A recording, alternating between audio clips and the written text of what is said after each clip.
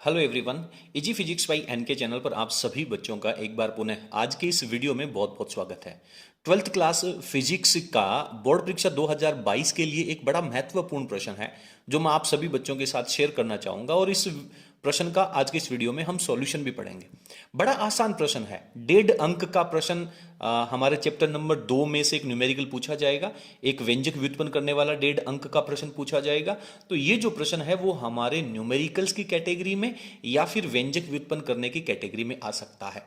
99% इस प्रश्न के बोर्ड परीक्षा में पूछे जाने की संभावना है और प्रतियोगी परीक्षाओं की दृष्टि से भी यह प्रश्न बड़ा महत्वपूर्ण है। चलिए शुरू करते हैं। प्रश्न कह रहा है कि समान धारिता C वाले n संधारित्र हैं, उनको श्रेणी क्रम में जब हम संयोजित करेंगे तो उनकी तुल्य धारिता CS आ जाएगी और यदि हम उनको समांतर क्रम में संयोजित करें तो उनकी जो तुल्य धारिता है वो CP हो जाएगी। CS का मतलब सीरीज कॉम्बिनेशन और CP का मतलब है कि पैरेलल कॉम्बिनेशन की तुल्य धारिता। सवाल कह रहा है कि सिद्ध करो कि CP माइनस CS यानी समांतर संयोजन की धारिता माइनस श्रेणीक्रम संयोजन की तुल्य धारिता का जो रिजल्ट होगा वो n square minus 1/n into C आएगा। तो प्रतियोगी परीक्षाओं में चाहे वो नीट एग्जाम हो, चाहे वो प्रयोगशाला सहायक का एग्जाम हो जिसमें फिजिक्स पूछी जाती है, उसके अंदर ये प्रश्न ऑब्जेक्टिव फॉर्मेट में दे सकता है। तो वहां पर तो आप इसका रिजल्ट डायरेक्ट याद भी कर सकते हैं, लेकिन बाय द वे अगर हम इसको भूल जाएं तो हम इसको सॉल्व कैसे करेंगे। तो आज की इस वीडियो में हम इसका सॉल्यूशन पढ़ने वाले हैं।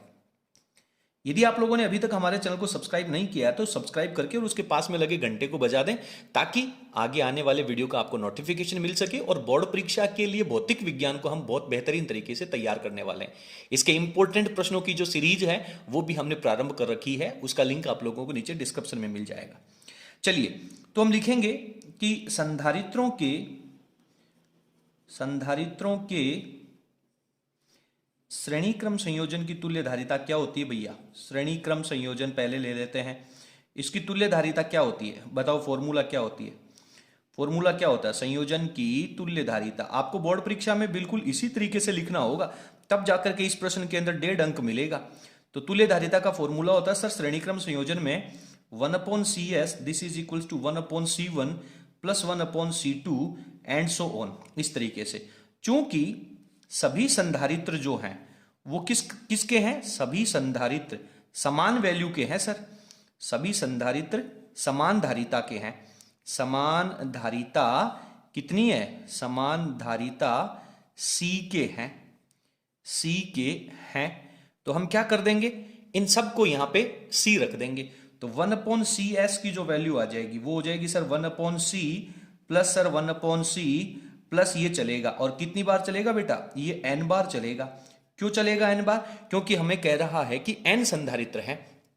तो इसका हम तुल्य रिजल्ट क्या लिख सकते हैं, एलसीएम ले लेंगे तो हमारे पास एलसीएम आ जाएगा C।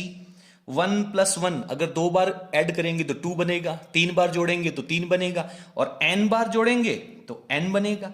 तो 1/CS की वैल्यू आपके पास यहां पे आ चुकी है। अब हम इसको उल्टा कर लेते हैं तो CS की जो वैल्यू है वो हमारे पास आ जाएगी C/n। आप लोग इस बात को अच्छे तरीके से याद भी कर लें कि यदि समान धारिता के संधारित्र हैं, अगर वो श्रेणी क्रम में जुड़े हुए हैं, कितने संधारित्र हैं उसकी संख्या का भाग लगा दें। जितनी वैल्यू के संधारित्र लगे हुए हैं उसमें आप संधारित्रों की संख्या का भाग लगा दें तो यहां से हमारे बहुत सारे न्यूमेरिकल तैयार हो सकते हैं। जैसे 5 माइक्रोफैरेड धारिता के 3 संधारित्र जुड़े हुए हैं श्रेणी क्रम में, तो तुल्य धारिता हो जाएगी हमारे पास 5/3 माइक्रोफैरेड। डायरेक्ट आंसर आप यहां से निकाल सकते हैं। तो ये हमारा इक्वेशन नंबर हो जाएगा 1। ठीक है, अब हम क्या करेंगे, अब हम समांतर क्रम की बात करेंगे। अब संधारित्रों के समांतर क्रम संयोजन की बात कर लेते हैं। तो समांतर क्रम संयोजन की तुल्य धारिता, समांतर क्रम संयोजन की तुल्य धारिता क्या फॉर्मूला होता है बेटा, याद होगा आप लोगों को। संधारित्र तो आप लोगों ने बड़े अच्छे तरीके से पढ़ी होगी, बहुत इंपॉर्टेंट प्रश्न है, बोर्ड परीक्षा में बड़ा महत्वपूर्ण प्रश्न यहां से आता है। तो CP बराबर सर यहां पे तो हम direct C1 plus C2 plus इस तरीके से करते हैं। आप लोगों ने कक्षा 10 में प्रतिरोधों के संयोजन पढ़े होंगे, तो प्रतिरोधों का जो फॉर्मूला श्रेणी क्रम में आता है वो कैपेसिटर में समांतर क्रम में उसके जैसा फॉर्मूला आता है और सारे के सारे संधारित्र समान वैल्यू के हैं। तो CP बराबर क्या कर दें बेटा, C plus C plus C, कितनी बार जोड़ दें सर, n बार जोड़ना है हमें इन्हें। तो x और x को जोड़ेंगे तो 2x, 3 बार जोड़ेंगे तो 3x। उसी तरीके से c को यदि हम n बार जोड़ेंगे, थोड़ा सा मैं पेपर को ऊपर कर लेता हूं, तो हमारे पास कितनी वैल्यू आ जाएगी, बोलो। जब हम इनको n बार जोड़ेंगे तो सर cp की जो वैल्यू आ जाएगी वो हो जाएगी nc। ये हमारे पास दूसरा रिजल्ट आ जाता है। क्लियर है? इसे हम समीकरण नंबर कह देते हैं 2। अब क्या करें, प्रश्न के अनुसार स्थिति ले लो आप। हमें प्रश्न में सिद्ध क्या करना है, प्रश्नानुसार बहुत आराम से चलते जाना है। बहुत इंटरेस्टिंग प्रश्न है, बड़ा महत्वपूर्ण प्रश्न है। इसके बारे में थोड़ी सी और चर्चा कर लेते हैं। मान लो कि 5-5 माइक्रोफेरेड के 2 कैपेसिटर समांतर क्रम में हैं, तो आप 2 को 5 से गुणा कर दो, 10 माइक्रोफेरेड हो जाएगा। यानी समांतर क्रम में जब संधारित्रों को जोड़ा जाता है तो उनकी धारिता बढ़ जाती है, और श्रेणी क्रम में जब जोड़ा जाता है तो उनकी धारिता कम हो जाती है। तो प्रश्न के अनुसार यदि हम देखेंगे तो हमें Cp माइनस Cs निकालना है। चलिए वैल्यू रख दीजिए Cp माइनस Cs की। तो Cp की वैल्यू आ गई सर हमारे पास Nc, और माइनस Cs की वैल्यू आ गई सर C/N। इसके बटा में कुछ भी नहीं है तो 1 लगा दूं। अब बड़ा इजी है सर, हमें आता है इसके बाद में तो कंप्लीट मैथमेटिक्स है। एलसीएम ले लेंगे, n आ जाएगा, ये वैल्यू हो जाएगी 1 से डिवाइड करेंगे तो n आएगा, इसको n स्क्वायर मल्टीप्लाई हो जाएगा ना nc से n, तो n square c minus n को n से डिवाइड करेंगे 1 आएगा, c से मल्टीप्लाई कर देंगे।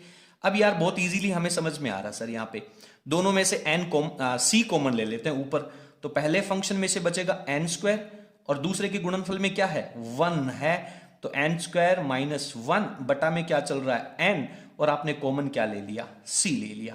तो ये वैल्यू आ जाएगी आपके पास Cp माइनस Cs, और यही हमें प्रूफ करना था।